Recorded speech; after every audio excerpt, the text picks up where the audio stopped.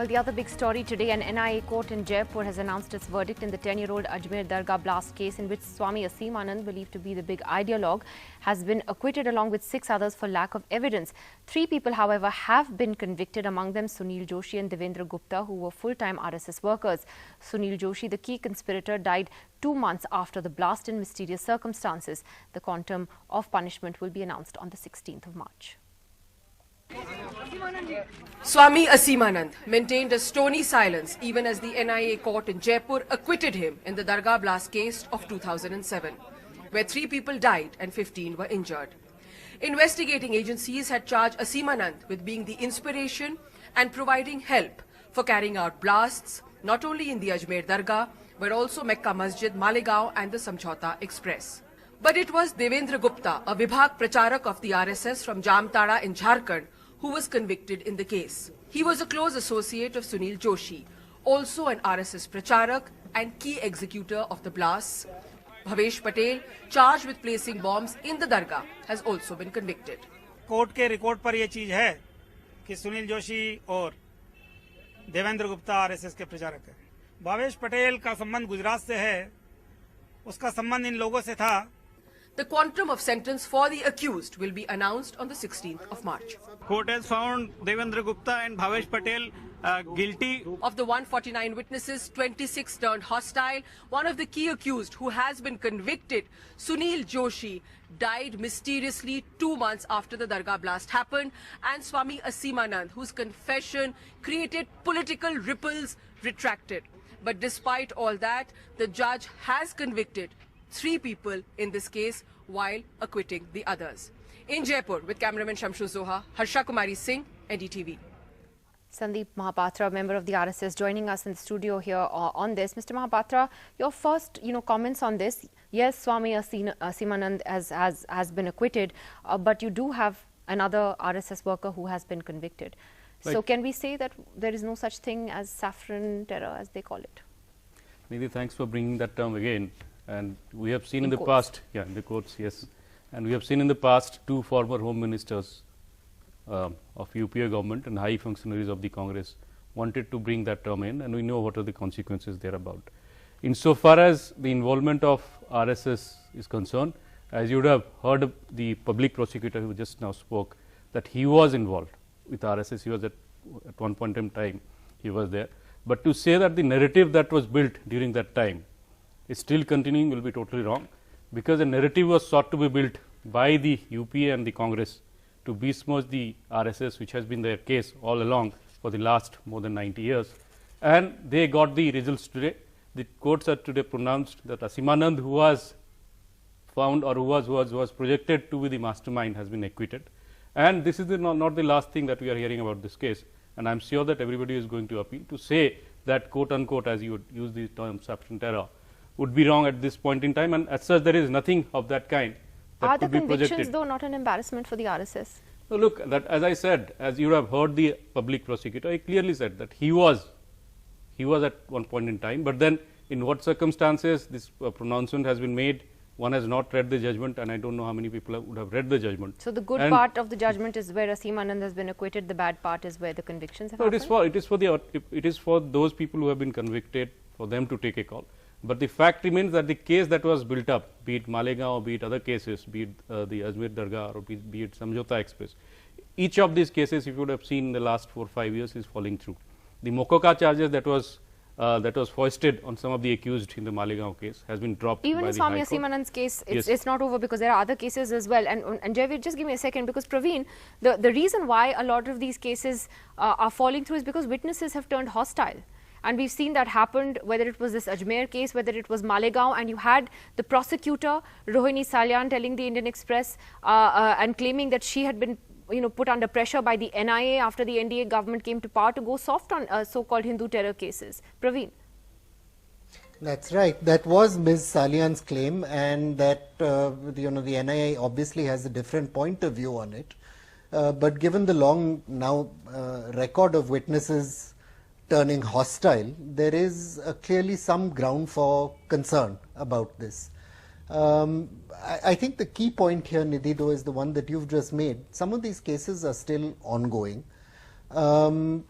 in this particular case, now we haven't yet had the opportunity to read the judgment, but some of the individuals charged by the NIA, who are connected, of course, to the same organization that Swami Aseemanand was a part of, have been convicted.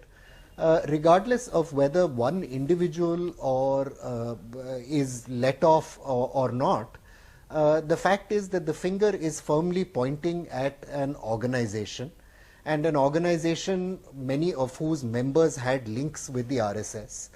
Now, it would seem to me that, leaving aside the question of individual culpability, there is surely some ground here for, at the very least, introspection.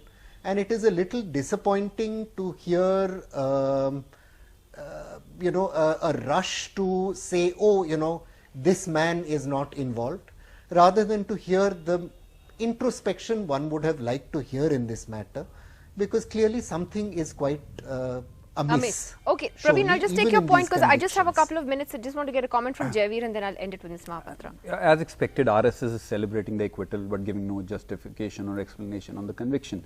Nidhi, being a lawyer, let me tell you, we respect the verdict of the court, but this acquittal has the blessings of the government and the agencies.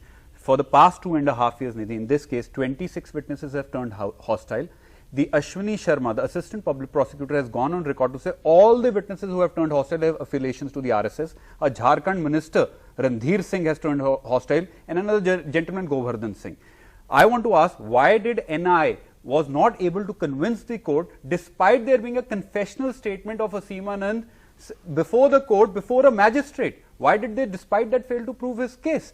And I think Rohini, is warning, is finding echo in this acquittal. Who is saying? You look at the other end, other cases. You're making a serious charge that the NIA is being used politically? Yes, absolutely. Why would NIA not appeal to the Supreme Court against the bail of Aseemanand in the Samjhauta Blast case? Why would NIA not appeal against the bail of Lokesh Sharma to the Supreme Court?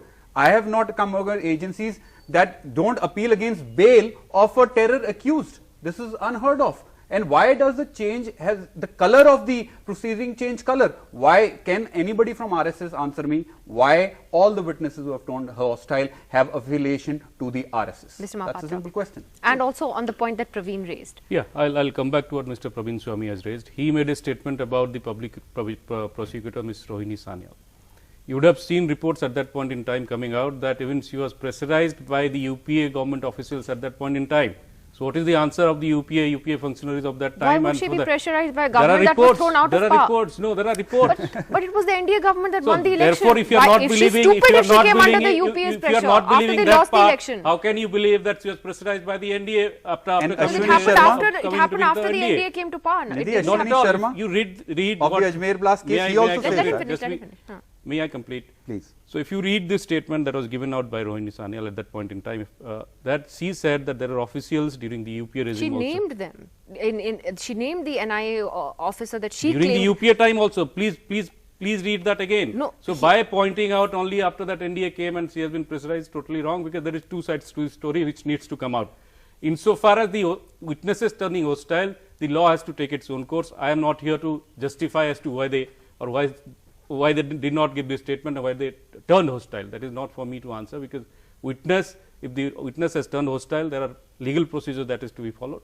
And if that has not been followed, the investigating agency knows better as to how to handle the case. And insofar as the verdict is concerned, my point is the explanation or the argument that is coming out from the Congress is expected, because this is the party which says that the party president at that point in time, after hearing about Batla House, cried a lot. This is the party which says that the Lucknow encounter that happened yesterday, they are not related to ISIS. So, the explanation or the argument that has been given by the Congress is on expected lines, and nothing much can be expected from them. But you do realize that RSS functionaries have been convicted for terrorism today? No, not RSS functionaries. Please correct yourself. Or they were linked to RSS. That is the point. That is the point. By saying that RSS functionaries or they were linked. So, kindly correct this. The narrative that has been built over and over again is that RSS. The fact that they were linked to the RSS at one time should concern you. No, at one point in time, as you are rightly saying, they may have been. But after going out of RSS, if they have done something wrong, law will take its own course. Okay, let me ask you a simple question. I have only 10 seconds. Just 10 seconds. Will the government and the agency appeal against this acquittal? Is the That's question. something he can't answer, and that is something he can't answer. That is something that the government would have to answer. But I'm out of time.